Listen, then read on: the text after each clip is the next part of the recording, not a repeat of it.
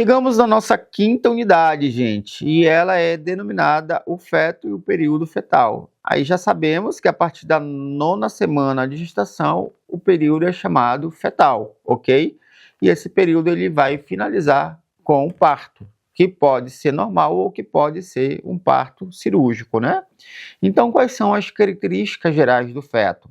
Então, essa transição gradual do estágio do embrião para o fetal é basicamente aí uma situação também que vai acontecer gradualmente, né? Que é justamente essa maturação, né? Na verdade, dos órgãos, enfim, de todas as estruturas do corpo aí do bebê, tá?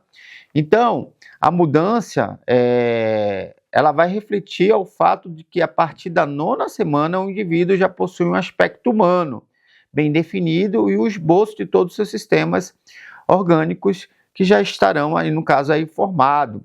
Aí tem aqui na apostila, pessoal, as principais mudanças no período aí fetal. Só vou citar algumas. Por exemplo, da 9ª a 12 semanas, nós vamos ter cabeça desproporcional, constituindo cerca da metade do corpo. A gente tem uma face ampla, olhos separados e pálpebras fechadas. Membros superiores são mais longos que os inferiores. Pode ocorrer a herniação umbilical fisiológica, que são as alças intestinais do cordão umbilical, até a 10ª semana. O fígado é posterior ao baço, inicia-se a produção de células sanguíneas e a placenta se torna completamente funcional.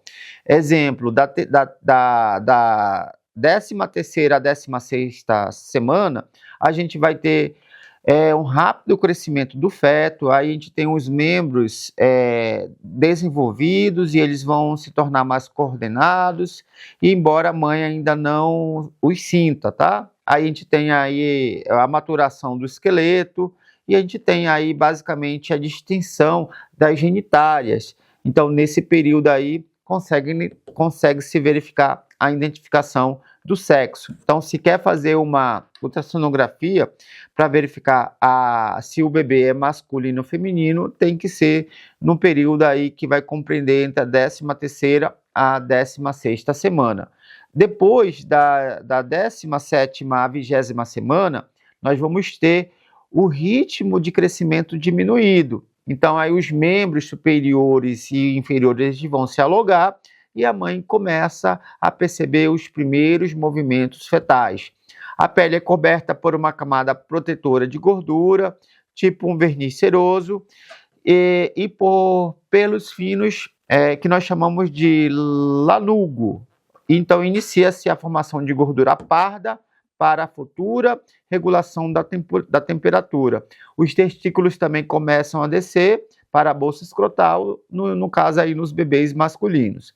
Depois da 21ª a 25ª semanas, o feto ganha peso aí de forma considerável e as suas proporções se tornam mais harmoniosas. A pele é enrugada e rosada e ocorre a formação das unhas nas mãos dos bebês.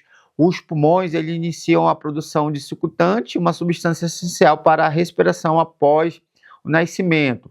Depois a gente tem da 26ª à 29ª aí da gestação, e os pulmões desenvolvem a sua capacidade de realizar a troca gasosa, transformando o feto assim em uma situação mais viável. O sistema nervoso central começa a controlar a respiração e a temperatura corporal.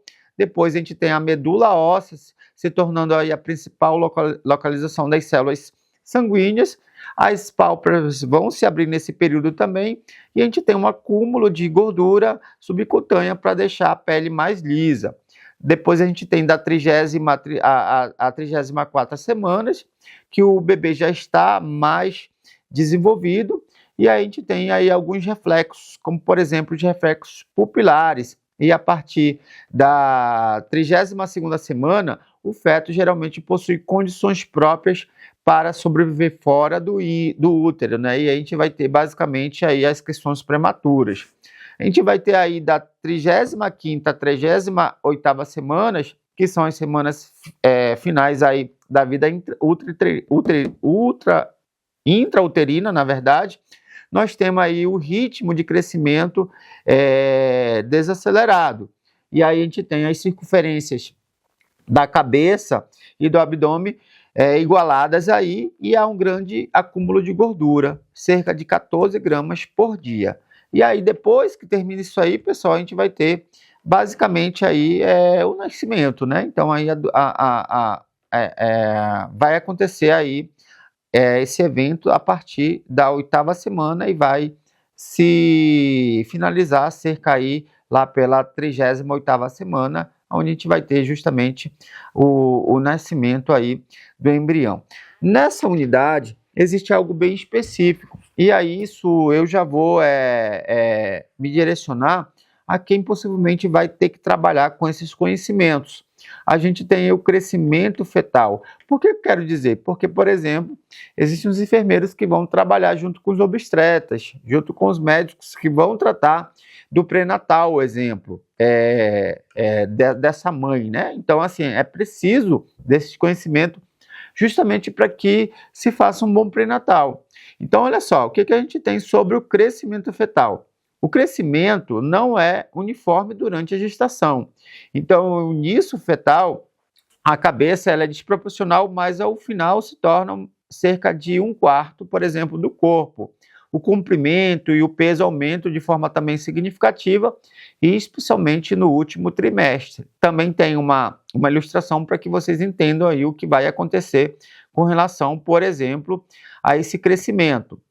Para avaliar o crescimento fetal, são usadas medidas como o comprimento CR, que é a medida da cabeça, a nádega, usada para fetos mais jovens. Nós temos o comprimento CH, que é a medida da cabeça ao calcanhar, usada para fetos mais desenvolvidos.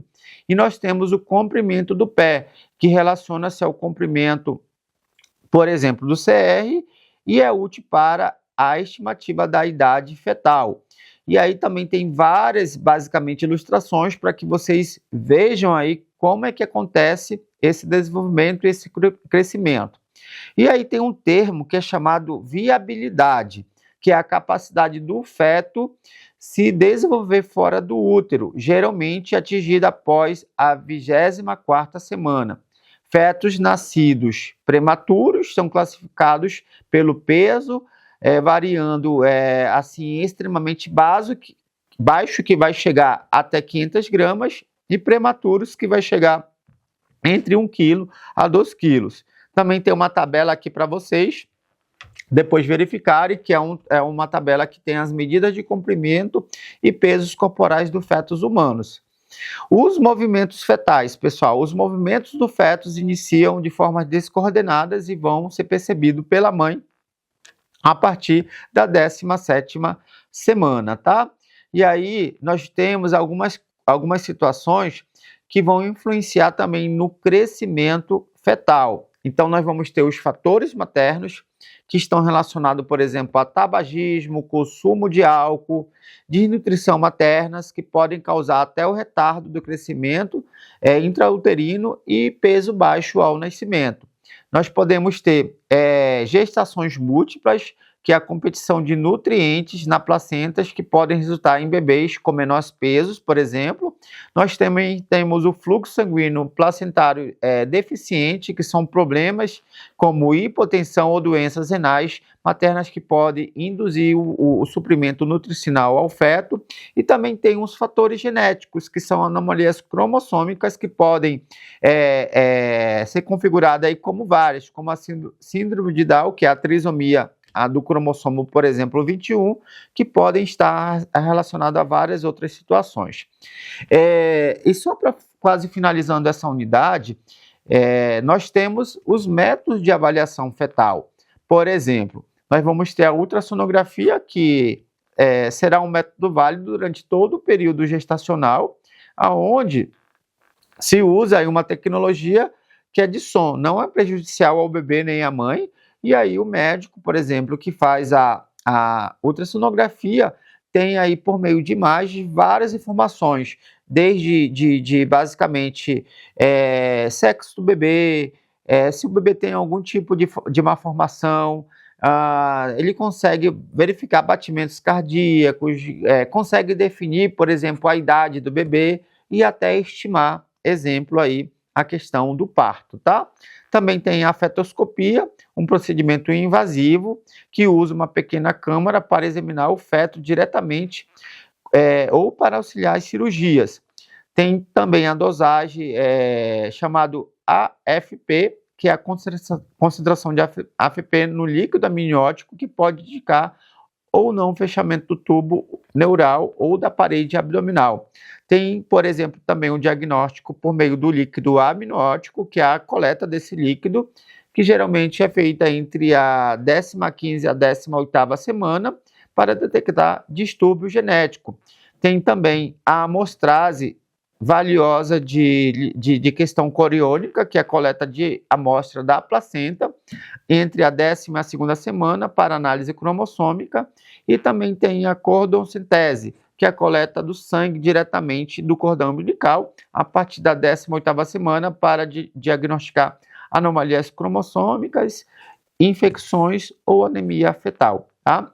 Então, o que a gente viu aqui? A gente viu justamente todo esse período de desenvolvimento fetal e como que acontece a questão dos estudos, enfim, chegando até justamente nesse processo aí de avaliação fetal. Então, uma questão bem importante, porque quem for trabalhar com pré-natal, exemplo, na enfermagem, precisa saber dessas informações. Até também quem for trabalhar, por exemplo, na fisioterapia, precisa ter dessa avaliação, porque existe, por exemplo, um processo de preparação em grávidas, que é uma fisioterapia pélvica, justamente para deixar a mulher mais preparada para o período de fetal.